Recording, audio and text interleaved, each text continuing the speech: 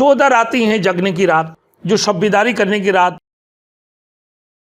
Thanks for watching. Don't forget to like, comment, share and subscribe to Maulana Habibullah Rohani official. रसूल मकबूल सल्लल्लाहु अलैहि वसल्लम के हदीस से कि क़ूमू लैलहा व सूमू यौमहा, रात को इबादत करना और दिन को रोज़ा रखना, यानी शाबान मुअज़्ज़म की 15वीं शब को रोज़ा रखना, ये रसूल की सुन्नत है। नफली रोज़ा है लेकिन रसूल की सुन्नत है।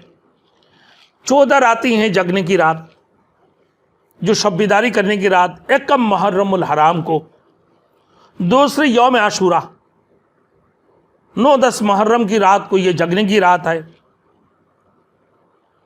83 नंबर और रजब की दरमियानी यानी 27वीं शब की रात को,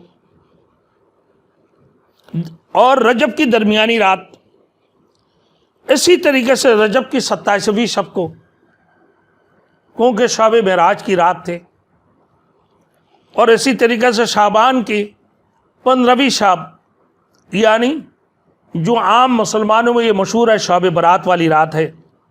अरफात की रात, ईद उल फितर की और ईद उल अज़हा यानी दोनों ईदैन की रात को।